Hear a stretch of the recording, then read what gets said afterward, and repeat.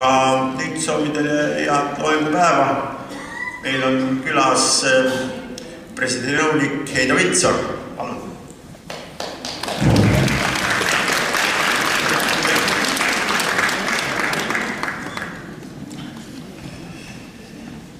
Tere päevast minu poolt.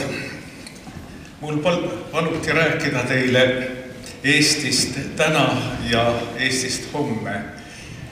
Kui nüüd vaadata, kuidas iseloomustada Eestit täna, siis see on selline küllalt keeruline ülesanne. Tänane Eesti ei sarnane mitte mingil määral selle Eestiga, mis me olime 20 aastat tagasi, 40 aastat tagasi. Ma vaatan, et siin enamik on umbes minu ealised. Me teame ka, milline Eesti oli 60 aastat tagasi ja teame ka, milline ta oli oma vanemate jutu järgi 2 maailmasõja vahel. Tänane Eesti on täiesti erinev. Oma vanaemadel me kuulsime ka, et milline Eesti oli tsaari ajal. Nii et meil on selline eriline kogemus ajalooline, kuid tänane Eesti on täiesti erinev. Häda või asi on selles, et just nüüd viimase 20 aasta jooksul toimus see, mida nimetatakse globaliseerumiseks. Ja kui näiteks 30 aastat tagasi me läksime kauplusesse, siis see, mida me ostsime, kui see ei olnud auto just, oli enam-vähem kõik toodetud Eestis. Me nägime ja tundsime Eesti majandust kogu aeg, polgu need riietusesemed, jalanõud, tarbeesemed, toidust rääkimata.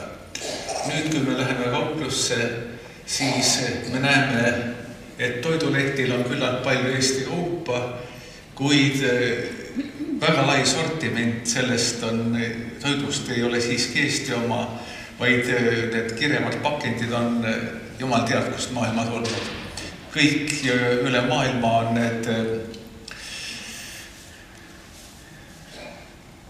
pakkidesse pandud kuivained, müslid ühesugused, ükskõik, kus on neid tarbid.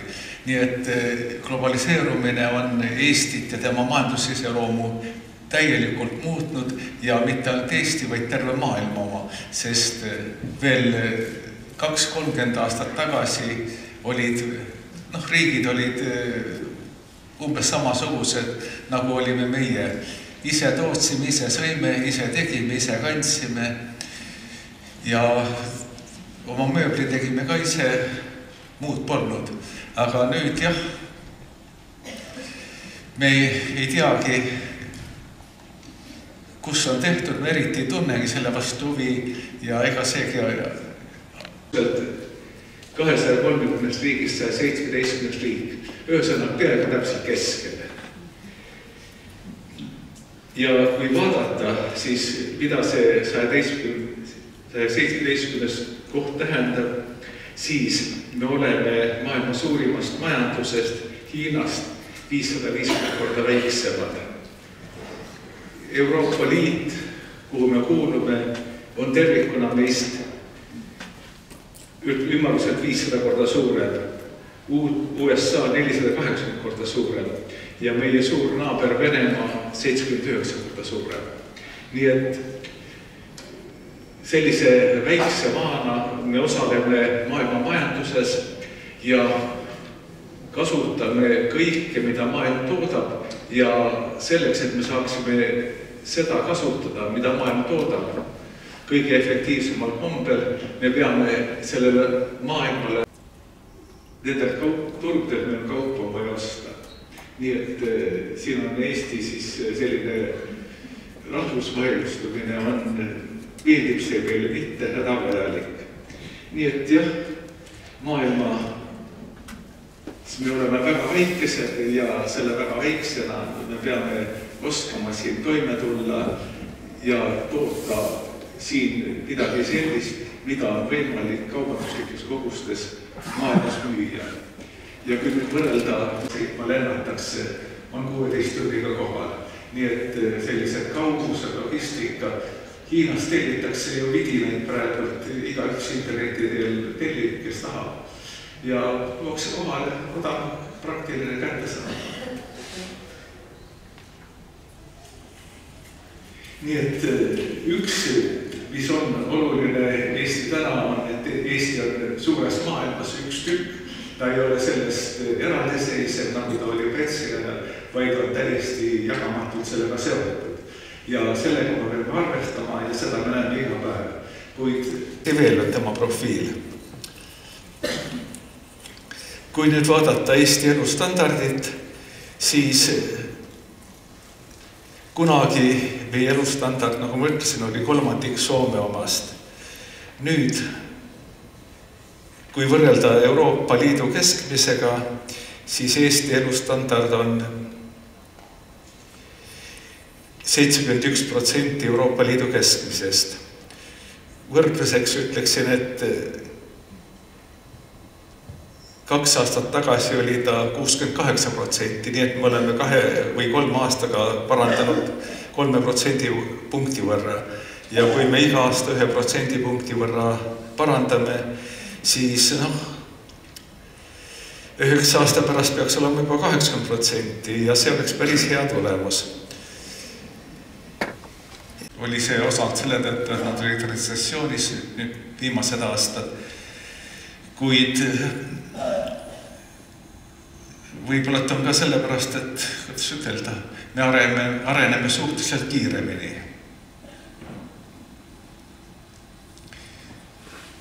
Siin on jälle sama olukord, et Lätist me oleme eespool, Leedust tagapool ja rühime edasi. Et sellised, see rikkus nüüd, mis on meil päris hea, tõepoolest õige on ja usutav, siis ma toon veel mõned arvud. Autode arvu 1000 inimese kohta. Saksamaal on see 572 suur autode tootja, Soomes on ta natuke suurem 612 ja Eestis on 476. Nii et Lätis kõrval on 319 ja vahelduseks ka Venemaa, kus on 293 autot 1000 inimest.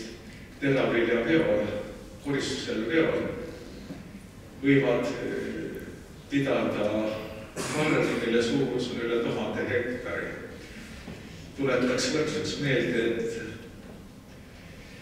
kolhoosi keskmine suurus oli kuskil koos metsade, soode, karjamaade ja kõige muuga 400–500 hektarit.